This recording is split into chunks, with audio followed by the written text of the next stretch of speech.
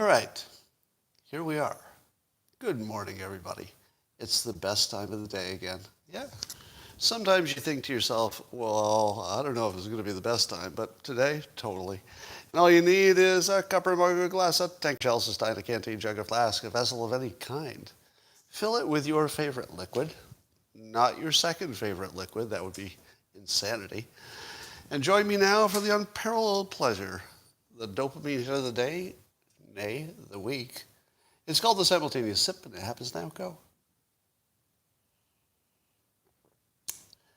Yes, Jost Dorf, this is the Dilbert guy.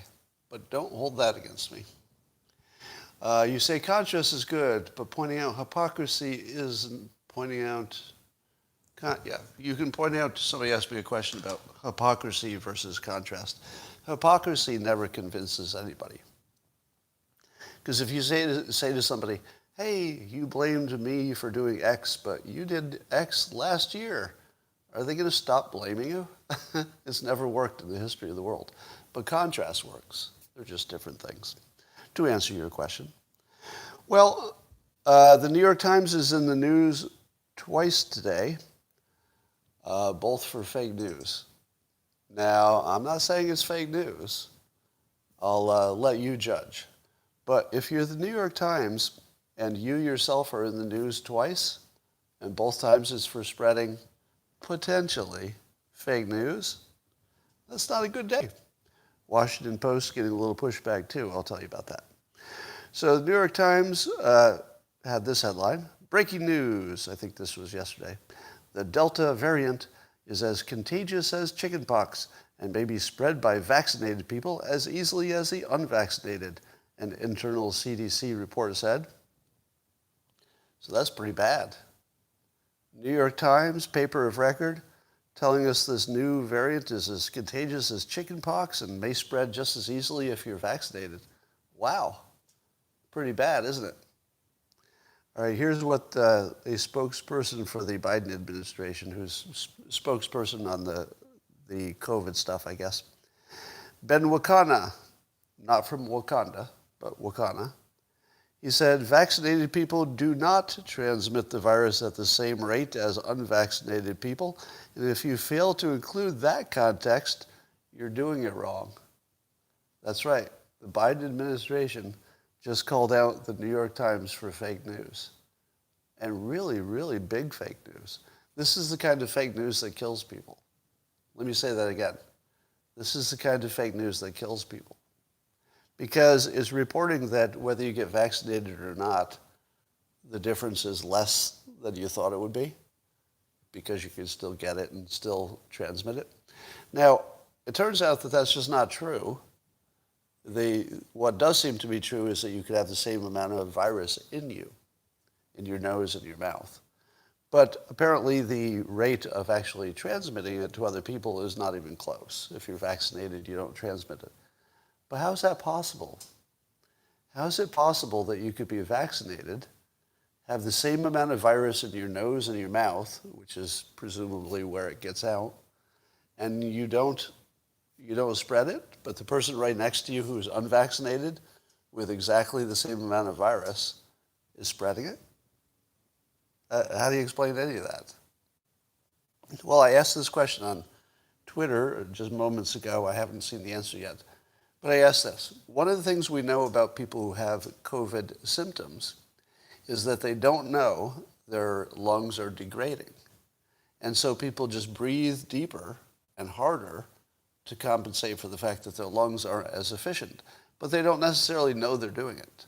So here's the question. If you're vaccinated, you've got a bunch of virus in you, but it's giving you no symptoms, presumably your breathing would be the same as normal. But the person right next to you who has no vaccination, they have the same amount of virus, but presumably if their lungs are affected, they might be breathing 40% harder than you are and not even know it, because apparently that's a real thing. People don't know they're compensating. So I would think that how hard you breathe has some effect. I don't know if that's the whole story or any of the story, but we do need to know why a vaccinated person wouldn't spread it as much as an unvaccinated. Retracted study from India using a vaccine we don't permit. Yeah. So then one part of the study was from India, looking at an Indian vaccination that we don't even allow in the United States. So that doesn't count. And then I guess in the one cluster in, where was it, Provincetown or something, 0 people died, which is pretty important, right? 0 people died. That should be the story. The story should be there was a breakout and nobody died. That seems pretty important. All right, so that's the first thing that the New York Times reported in a way that's misleading. I'm not going to say they got a fact wrong. I'll say that they reported it in a way that's so misleading it's basically fake news, according to the Biden administration. Now, I don't think the Biden administration calls out the New York Times unless they really mean it, right? Because it's sort of a friendly publication. So they must be pretty serious about it. Well, the other news is that there's some handwritten notes from the time of the January 6th event in which Trump allegedly told Attorney General Rosen, quote, according to some handwritten notes at the time, "Just say the election was corrupt and leave the rest to me." So the interpretation is that Trump was trying to get his Department of Justice to claim without the benefit of any evidence that the election was corrupt and that, quote, he would do the rest. Sounds pretty bad, doesn't it? It's right here in the New York Times. Sounds pretty bad. But as Margot Cleveland and I think other people, this is just somebody I saw on Twitter, have noted, that there's some ambiguity about what he meant. Surprise! Somebody talking about a conversation with Trump and there's some ambiguity about what he said or what he meant. Surprise, right? And what is the ambiguity? The ambiguity is it looks like what Trump was saying was conditional, meaning look into the allegations. If you believe the allegations are credible, then call the election corrupt, and that's all you need to do. Now, is that illegal? Is it illegal for the president to say, if you find a problem, say it publicly? What's the problem with that? If you see a problem, say it publicly, and then I'll handle the rest. But the fake news leaves out the conditional part, because that's a little ambiguous from the notes. Was it conditional on them finding something, or do you think, just ask yourself how likely this is. Do you think it's likely that Trump asked somebody who could clearly talk to the press, somebody who would write their own memoir someday, somebody who was connected to tons of people who would talk? Do you think that Trump said to somebody who would clearly leak it someday, I'd like you to lie about the election and say it was corrupt? Do you think he did that? To me, that sounds insanely unlikely. Trump got this far not by telling people who could talk about it later to do illegal shit. I just don't think he does that. There's no history of that. Now, there might be history of people doing things sketchily. There may be, God knows what has ever happened or whoever's done what. But is there any history of Trump telling somebody to do something illegal? I think no. And to imagine that a sitting president would tell somebody who definitely is going to tell other people to do something that illegal, or I don't know, maybe it's more unethical than illegal. I don't know what law would specifically be broken by that, but it's just so unlikely. You would have to start with the assumption that Trump is, reckless and crazy and lost his mind for him to have said that. So I'm going to say that in all likelihood that's fake news. And I guess the Washington Post was part of that fake news triad too. So, or duo. Yes, and now apparently Congress is going to get Trump's tax returns. You want to make a prediction about what's in Trump's tax returns? In the comments. Let's see your predictions. Give me your predictions for Trump's tax returns. And I want to see, I'll just read your predictions. Nothing of consequence, nothing illegal, nothing. Nope. There we go. One of you got it right. It's going to be 2 movies on one screen. Guaranteed. It doesn't matter what's actually in the taxes. I think we all know that that's not going to make a difference. What will matter is what the people say is in the taxes. And most of the public won't read the taxes themselves because they wouldn't know what they're seeing anyway. So some part of the press will say we found the smoking gun of horrible behavior. Who knows what that is? But they're going to say they found it. The people on the right, the people who would support Trump, are going to say, no, you didn't. We're looking at the same tax returns. There's nothing there. Or there's nothing clear. There might be something that's ambiguous, but there's no clear indication of anything that's a problem. Do you want to bet against me? Does anybody want to take the opposite bet and bet that they will have a clear outcome? No.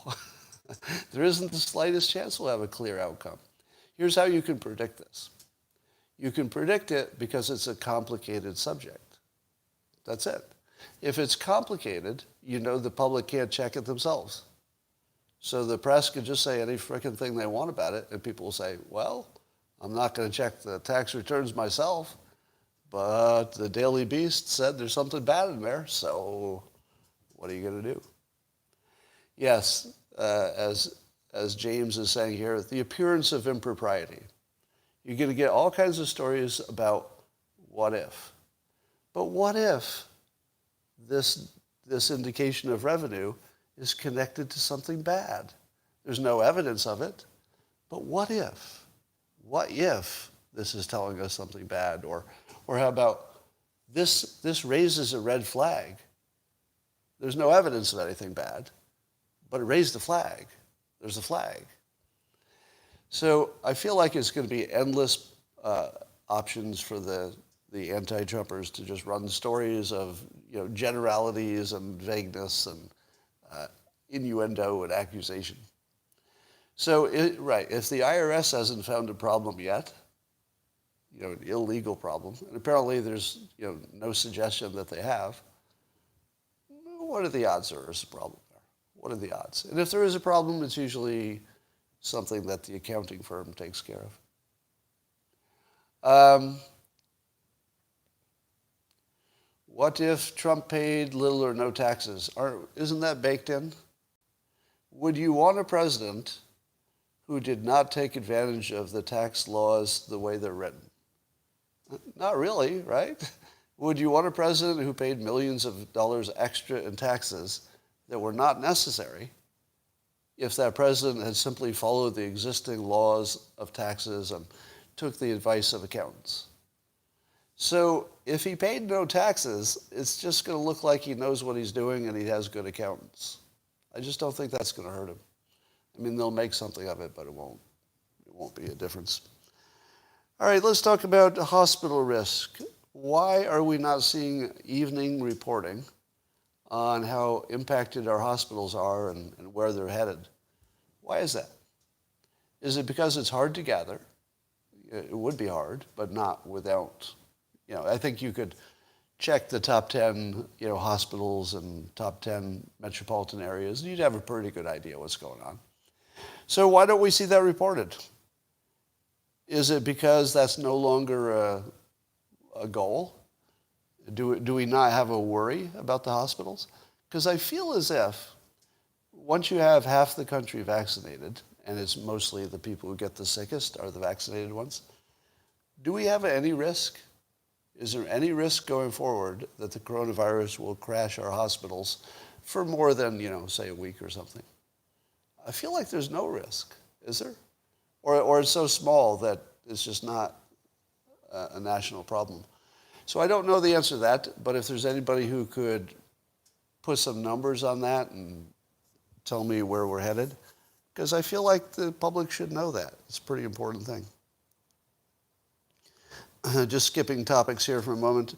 I guess Iran used a drone to attack some Israeli billionaire's tanker in the Gulf, and it's in retaliation for something that Israel did militarily against Iranian assets. And I'm thinking to myself, they really pick just the right targets, don't they? Because it wasn't an Israeli flagged ship, but it belonged to an Israeli billionaire. So how much is Israel going to retaliate for something that wasn't really against Israel's country? And there weren't any Israeli citizens on the ship, probably, or certainly none got killed. So it's just the right amount of provocation. And Iran must be running out of things they can attack that will not invite full-scale retaliation. It's like they have to do something. Well, we got to do something. Not that it would make any difference. Do you think Israel is going to change their policies because a tanker got hit with a drone? No. So is it just for show, or is it just for internal politics, or I don't know why they're bothering to do it. It doesn't seem to be helping. Well, there's an ER doctor, Alex Busco, wrote an article, I think this was in CNN, and he notes that, he works in ER, and he says 40% of Americans still remain unvaccinated, but 99.2% of deaths are among the unvaccinated. 99.2% are unvaccinated. So, and apparently people in ER, when they're, close to death's door, because I've heard this in another story, so this is two anecdotal reports. Don't put too much weight on anecdotal stuff, but I've seen two reports of doctors who say that dying patients ask for the vaccine, and they don't understand that the vaccine is to prevent it, not to fix it. Although I think it's being tested to fix it, isn't it? But that seems like it wouldn't work. I don't know, just guessing. So, do you think it's true that there are people who think they can wait until they're at death's door to get the vaccine? And that's why they're waiting? Is there anybody out there who says, I don't want to get the vaccination just in case, but I'll get the vaccination after I'm sick, and then I'll be fine? I doubt it. So this doctor says, quote, basically he was complaining about the massive ignorance of his own patients. And he actually used that word, ignorance. Yeah, he goes, many of my patients exhibit stunning levels of ignorance when it comes to this disease and the vaccine. If you looked at a chart of people who say they don't want to get the vaccine even if it's proven to be safe, what percentage of the public doesn't want to get the vaccine? Well, if you look at Republicans, at least back in December, so this is several months old now, but back in December, 42% of Republicans said they wouldn't get the vaccination even if everything looked good. Rural Americans, 35% said no. Black adults said 35% said no. But among vast other groups, white and Hispanic, adult males, etc., it's about 25% of the country. So if you take out Republicans and black adults and rural, about 25% of what's left don't want the vaccination. Now, is that the way to measure this? Do you think it's fair to try to figure out how many black people don't want the vaccination versus how many Republicans versus how many anything else? Does that seem fair, that that's the way we're slicing this? Because the way you decide to categorize things is going to help you with your decision making, right? So if you categorize things wrong, maybe you don't make the right decisions. Here's how I do it. By education level. Yeah, think about it. Suppose instead of saying how many Republicans or black people got vaccinated or wanted to, you simply reported it by education level. What do you think would happen? Do you think you would find, somebody says that do IQ. Trouble with IQ is that you can't get to it. People don't know their IQs, et cetera. So you could use education level as a rough proxy for IQ, which it is. It's a rough proxy. So suppose the only reporting was how informed you are or how educated you are. Suppose, let me ask this of those of you who decide to get unvaccinated. First of all, while I'm doing this, could you tell me in the comments how many of you watching this have decided to not get vaccinated? So I just want to see, how many people who are watching this now are in that category. Okay, so watch the comments go by. You see quite a few people who are not getting vaccinated. So this is a question to you. If you knew that the most educated and high IQ people were getting vaccinated, would it change your opinion? If you knew the smartest, most informed people were getting vaccinated. Now, most of you are saying no. Nope, nope, nope, nope, nope, nope, nope, nope, nope. So why is that?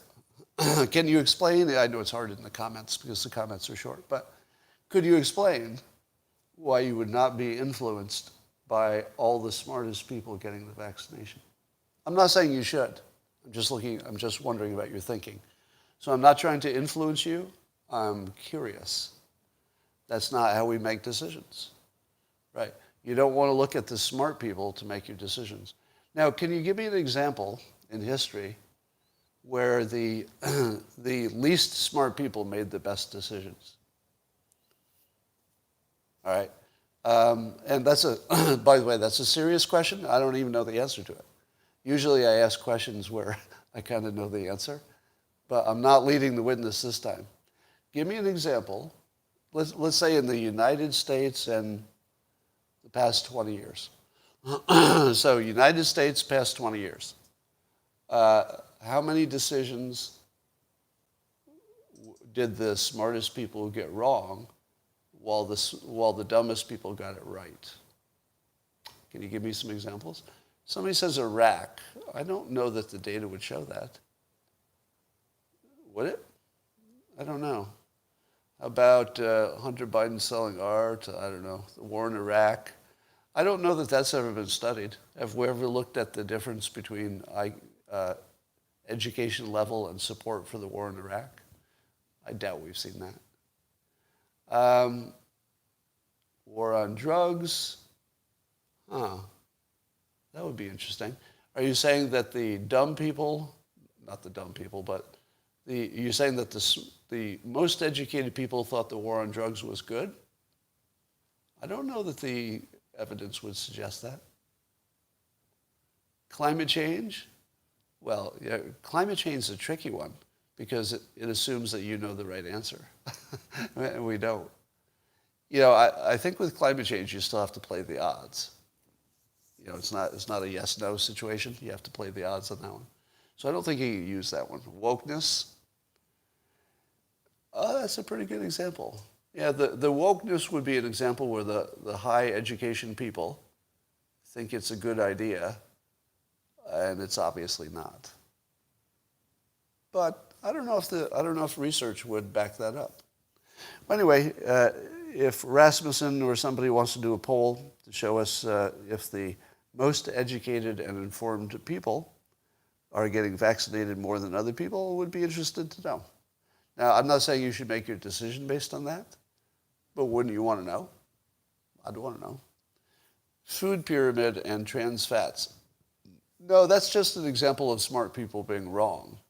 That's not an example of all the dumb people knew that the pyramid was wrong. Teachers unions, I don't see that point. Yeah. All right. So that's just my point. I just put that out there. When do you believe the experts? And when do you believe the smart people who are well informed? And when do you side with the dumb people?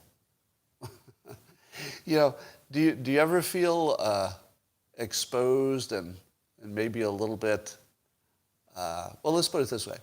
If you take the same side as the most educated and well-informed people, and you're wrong, because, you could be wrong. At least you don't look dumb, because at least you're on the side of all the smart people, and, you don't get them all right, so it's not the most embarrassing thing.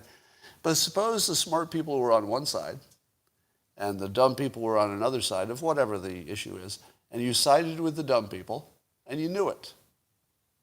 You knew it. And then it turns out that the dumb people were wrong, as you might expect dumb people to be, more often than not. So how would you feel about that? If you sided with the dumb people, you knew you were doing it, and then they turned out to be wrong. Yeah, I'm seeing lots of examples in somebody says religion. Again, you're assuming you know the right answer.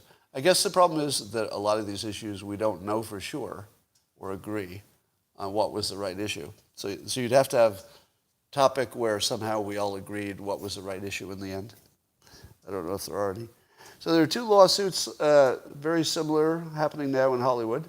So Gerard Butler is suing his producers for his movies Olympus Has Fallen for $10 million because he had a deal where he would get money at the based on the profits of the movie on top of his pay for being in it.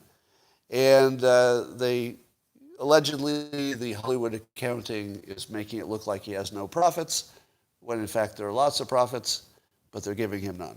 So he's suing them. At the same time, Black Widow star Johansson is doing something similar because her movie would give her lots of money from the box office, but because of COVID, they streamed it instead, and the streaming revenue was not in her contract in the same way. So because it got streamed, she got cut out of, she says, a whole bunch of money that would have come her way. Now, here's my take on both of them. They have really bad lawyers, because what kind of a bad lawyer lets a contract go out that says that the producers of the studio could make money in some way, and then she doesn't, the star?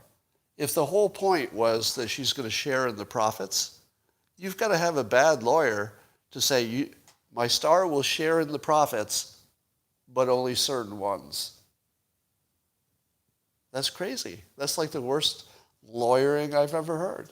The lawyer should say that my client will share in the profits no matter how they are generated. That's it. No matter how they're generated. If you didn't put that in there, yeah, or agents, right? The agents and the lawyers are sort of the same thing in a sense.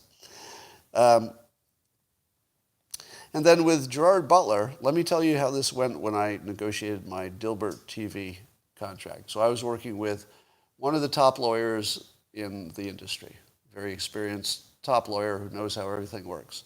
And when I got to the point where I was negotiating the money I would make on the extra profits, my lawyer basically said, it doesn't matter what you put in there, you're not getting a penny.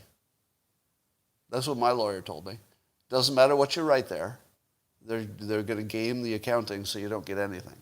So you should make your deal with the assumption that there's no money at the end, even if your contract says there's money at the end, because they will find a way to rig the accounting to make it look like there was no profit when in fact there was lots.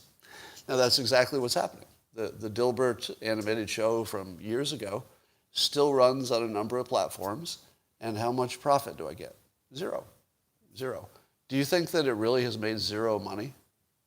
No, of course not. It's making tons of money. Not tons, but it's making money. So the difference between my lawyer and their lawyers is my lawyer told me.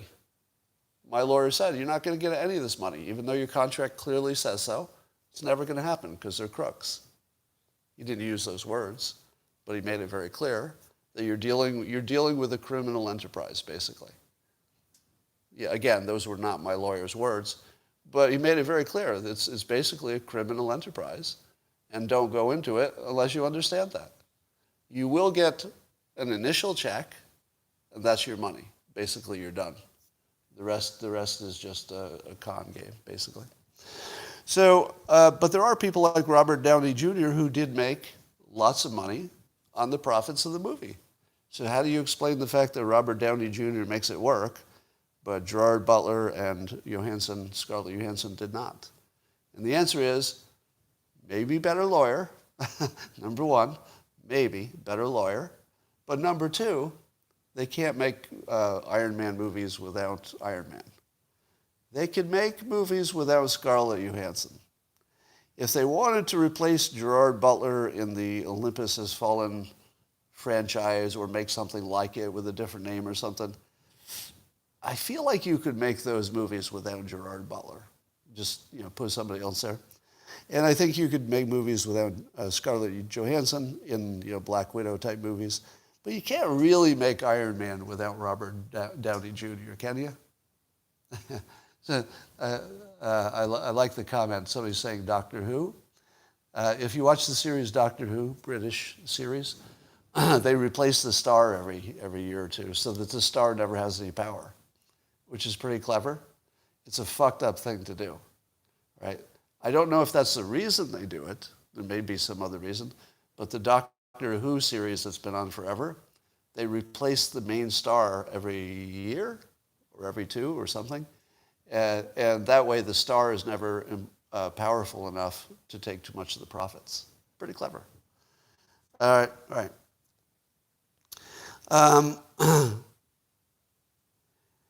So Dave Rubin, who got, I guess, limited on Twitter, they limit the account, for saying that I think essentially for saying that the vaccinations weren't quite what we hoped they would be, and therefore we should rethink our strategy because we have new information. Now, does that sound provocative? Because it's not. It's pretty much what the CDC says. Hey, we got new information. Darn it, the vaccinations are not as good as we'd hoped. People can still get it and spread it, and you might need a booster and all that. So basically what Dave Rubin says was exactly what the CDC says. He just used different words. And so he got suspended. But here's the good news. Twitter reviewed it and said it was a mistake. Twitter said they made a mistake and they reversed the suspension. Now, how do you feel about that? Do you feel, and I think Dave may have had this feeling, it's like, why does it always happen to the people who have one set of views? Is it happening to anybody else? Or is it always people with a certain perspective who are the ones who get even the temporary accidental mistake stuff? Well, it probably has to do with who's talking about what topic more than anything else. But I'm going to say I give Twitter I don't want to give it a grade, but I would say Twitter did the right thing. I don't think I can get mad about somebody who makes a mistake, corrects it, tells you they made a mistake. It's just a different thing. To me, I'm never going to treat those the same as some real big problem that lasts. But you do have to wonder about why it seems to happen to the same people all the time. All right. Here's a tricky persuasion thing that's happening to us all that it just grates me. When I feel myself being manipulated by the powers that be, it's just it's a bad feeling. And here's what I mean. The news treats everything that Trump did around January 6th and everything he said about the election, they treat it as him causing a certain set of problems and, did he want to overthrow the government and everything? And there's a whole bunch of assumptions you make that are all based on one fact. The assumption that he's wrong. Right? All of the reporting about January 6th and Trump's claims, they sort of start with the assumption that he's wrong. Has that been demonstrated? Because while it is completely true that no court has found any widespread fraud, and I'm not aware of any reporting from any credible source that would say there was any widespread fraud. But that has to do with the quality of the reporting and what kinds of cases would make it to the court and what do courts do in the first place. Like what kind of things do they rule on? And so the only thing we know for sure is we don't know because it's an unauditable election, apparently. Even the auditors can't get, the electronic records, and so they can't get access to the routers, I think, in Arizona. So there's a bunch of stuff they can't check, and we don't have any evidence that the audit produced or did not produce any, great surprises. So it feels very manipulative that the assumption is Trump is wrong, as opposed to the assumption is that he can't prove his case. Those are really, really different, aren't they? An assumption that there was no fraud is really different from an assumption that we don't know how to check for it. Because guess what? We don't know how to check for it. If you can't get access to the routers, and apparently that matters to find out if there was any access to them, I guess. If you don't have access to the routers, you don't have access to, say, chain of custody because they don't exist or something, you can't really audit, can you? So it just bugs the shit out of me that Trump is assumed to be wrong as opposed to has gone too far in making his case because he can't know one way or the other. Very different. I saw some pushback on Fox News because they reported this, that in Washington, D.C., I think it might have been, this week or yesterday or something, there were 4 COVID deaths but 11 homicides. Now, Fox News was being mocked by a Twitter user for reporting it that way. Is that unfair? To me, that just feels like useful context. How is it, and I guess this is, mind-boggling. So Fox News adds context to a story that is true, like it's true context. And I would like to know the relative size of things.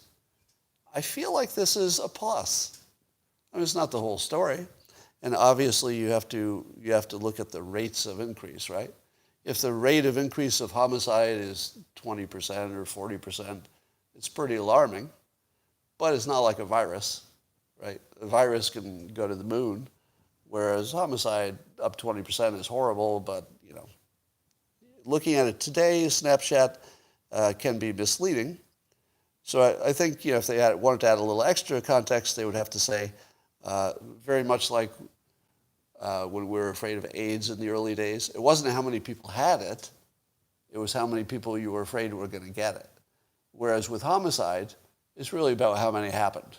It's not so much about where you think the rate is going to go in the future. So it's a little bit apples to oranges, but it's still that context was good. So I think Fox was completely justified in showing that. All right, so here's some numbers so that you can evaluate your vaccination decision. Here's some things that I think we know. And give me a fact check on this, okay? So whenever I give you COVID numbers, there should be a little recording that plays in your head that says, but these numbers could be completely off. Everything from God knows what. So according to this ER doctor, Alex Busco in CNN, I assume CNN would have fact-checked this and not let it in an opinion article if it's wrong. But it said that the vaccinations have saved an estimated 275,000 lives in the U.S. alone. Does that sound about right? Let's just take the range. Let's say it was 100,000, might have been 500,000, whatever. But do you think that that's a responsible estimate? Given, it doesn't have to be exact. But is that a responsible estimate? Do you think it's in that range? 275,000 American lives saved? What do you think? Because that would be less than 1% of the public. And that's where the death rate is. All right, so I see a lot of yeses. A lot of yeses, but I do see some nos. It feels right. I would say, if you told me that the real number was 100,000, I would say, yeah, 100,000, 300,000. I don't think we're good at estimating things. But that might be, order of magnitude, somewhere in that range. Now, how many people died from the shot itself, the vaccination itself? Well, we don't know because it's hard to get those numbers. But the VAERS database has 6,200 people who seem to have died soon after getting the vaccination, which doesn't mean it caused it. It just means there was a vaccination, and then somebody died soon after, and there's a question. Maybe it caused it. You don't know. So 6,200 maybes. But how many of the maybes do you think you could actually count? Maybe half? What's your guess? Of the people who simply coincidentally died after the vaccination, do you think maybe half of them would have died anyway? What's your guess? It was 12,000. They knocked it down to 6,200 with different estimates, etc. So let's say it's somewhere under 10,000. Would you buy the fact that there are 10 times as many people who were saved by the vaccination as there were killed by the shot? Would anybody buy that? There are at least 10 times more people saved than might have been killed, and we don't even know if there are any. Could have been zero because of the way that you measure this. Okay, so I'm seeing some people say correct, all right? So I'm not telling you to get a vaccination, right? Because your risks are different. If you're 15, it's different than if you're 60, right? So there's nothing I'm going to say here that goes to your personal risk or your decision. Can we be clear on that? Because I know you keep thinking I'm trying to secretly persuade you. If giving you accurate information or updated information has the effect of persuading you, that's on you. I'm just telling you the information. And information generally is not persuasive in the manipulative way, if you do it right, if you keep it in context. So that's what we know. But that's not the only variable, right? If the only variable was how many people died, then it's 10 to 1. Would you agree with that? Would you agree that if there was no other consideration, there's a 10 to 1 advantage statistically, at least? I mean, it could be 40 to 1, right?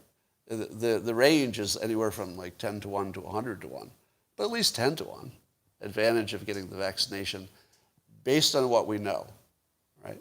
Now, that's not about complications. It's not about what happens down the road. That's the next question. Now, how many people who don't get vaccinated but do get the virus, how many of them get long-haul COVID? Well, I've seen estimates of 25%, which I don't believe, but I think it's at least 10 to 20%, probably. And we don't know if any of that's permanent. So of the long hauls, the people who don't get vaccinated, maybe 10 to 20% of them have some problems. But how many people would have long haul problem from the vaccination? What if you do get vaccinated, and although you didn't die or have a long-term problem, how many of those people do get some problem down the line? And the answer is you don't know. You don't know. That's a complete unknown. If you believe that that unknown is a big number, well, then you have a reason not to get vaccinated. But you would have to believe it's a pretty big number. Because if 10 to 20% are getting long-haul problems without the vaccination, that vaccination would have to be just a bastard to make it not worth the risk. Can you agree? That the long-haul risk is really pretty frickin' big in the context of these kinds of things. 10 to 20%, that's a really big number for people with long-haul that you don't know if it's permanent for some of them. But do you think that you're ever going to get to the point where you'd get 10 to 20% of the people who were vaccinated who will have some kind of a bad outcome somewhere down the line? What do you think? It's completely unestimatable, isn't it? But let's use your life experience. This is very dangerous, right? What I'm doing now is completely irresponsible, but I'm telling you that so you can put it in context. Use your life experience and just focus on one question. Which one is more risk? The vaccination far down the line doesn't kill you right away, for sure, but far down the line versus the unvaccinated COVID itself. You don't know because there's no data. but just feel it. What's it feel like? Which one feels like the bigger risk? Boy, you got quiet. There's lots of comments, but they're suddenly not on point, are they? All right, I'm looking at your reason. So people saying the vaccine is more risk. There's no data, no idea. Hands down, the jab is more risk. More risk than, and how do you determine that? Well, I'll ask you that in a second. All right, so you see a lot of people who are quite certain of the risk with no, I saw something in the comments there. You know who you are. Clever bastard.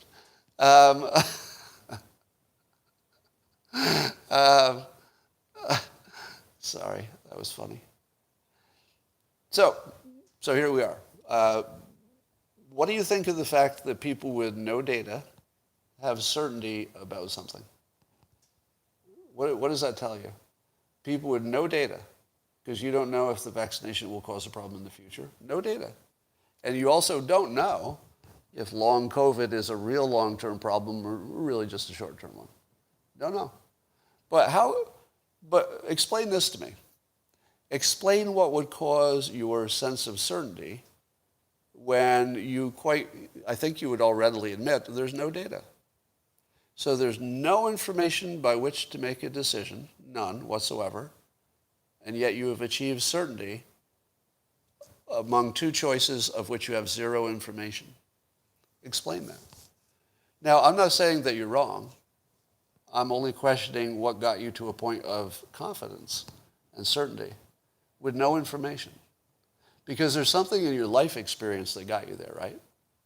Right? Examine your own reasons.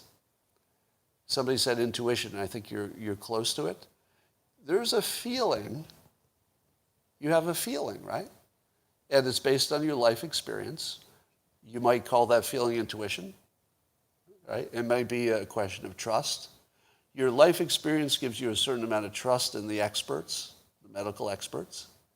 And your life experience gives you a certain amount of instinct, let's say, about what having a virus would do to you in the long run, this particular virus. Yeah, I'm saying Dunning-Kruger, and you're not wrong. If you knew educated people believe in critical race theory, would you believe it? Well, I think critical race theory has way more to do with how it's being taught than whether it's a good idea or not. But I see your point. That's a pretty good example of what we talked about earlier. How do people override failure from life experience? Read my book, How to Fail at Almost Everything and Still Win Big. Backstabbed Scott. Well, who stabbed you in the back? So, did you see what happened in the comments as soon as I asked the question, how did you achieve certainty in your vaccination decision when you had there's zero data? How did you do that? And everybody just changed the subject. Do you realize, how many of you had an epiphany? Typically in a conversation like this, something like 5 to 10% of you just said, oh shit. Did anybody have that experience? Has anybody, just in the last 5 minutes, did anybody say, oh shit, I arrived at certainty with no information whatsoever? Anybody? Now, I'd expect that the vast majority, you were just hardening your current decisions. So I'm seeing all no's so far. There's no certainty. It looks like there's nobody here who would say that they're... Somebody says, the big FU says, poor Scott just doesn't get it. Get what? I guarantee that whoever said that Scott doesn't get it, I guarantee that whatever you would say after that to explain that is something that everybody gets. You're going to say some dumb fuck thing like, it's about freedom, Scott. No, you fucking idiot. Everybody knows it's about freedom and choice. You fucking jerk. Right? Let me just insult one of my watchers here. You're a fucking idiot if you think I don't get it, right? Put a reason, tell me something I don't know in the comments. But if you're thinking, well, hold on, I've got a request. I've been getting quite a few requests for somebody that you call Dale. And I'd like Dale to come on and explain to me what I don't understand. Scott, you don't get it. You don't get it. You don't understand.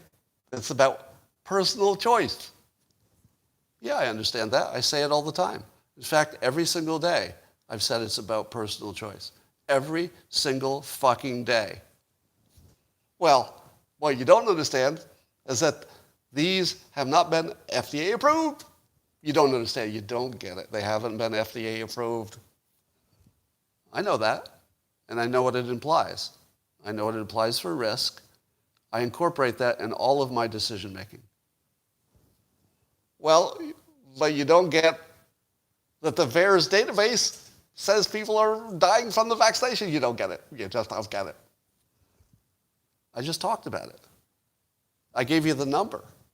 And I compared it to the estimate, which I don't believe, of how many people were saved by it. But it's in that range somewhere, probably. You just don't get it. You just don't get it. Okay, but what? What exactly don't I get? Is there some fact I don't know? You don't get it. You just don't get it. You're trying to manipulate us. You don't get it. All right. Now, I don't know how many of you wanted Dale to come back. But there you go. So I remind you again that I love disagreement. If I've got a fact wrong, blah, blah, blah, blah, blah, just tell me. This show is not about being right all the time. You know, even though I arrogantly act like I'm right all the time, that's just part of the show. And you should understand that, right? It just makes it more fun if I show more certainty than I deserve. But I try to tell you when I'm doing that. Scott can never be wrong. I'll tell you, there are two things that I spend a lot of time on. Number one is telling you how wrong I was. I spend a lot of time talking in public about how wrong I was and mistakes I made. I wrote a whole book about my mistakes. Probably nobody has ever talked more about the things they've fucked up than I have. So I spend half of my time talking about all the mistakes I've made and where I was wrong. And I spend the other half of my time dealing with trolls who say, why can't you ever admit you're wrong? I live in this absurd world where my critics accuse me of exactly the opposite of whatever is happening. Like there's no correlation between what I'm being criticized for. I said this on Twitter the other day, and I gotta run. Sorry, gotta go. Oops.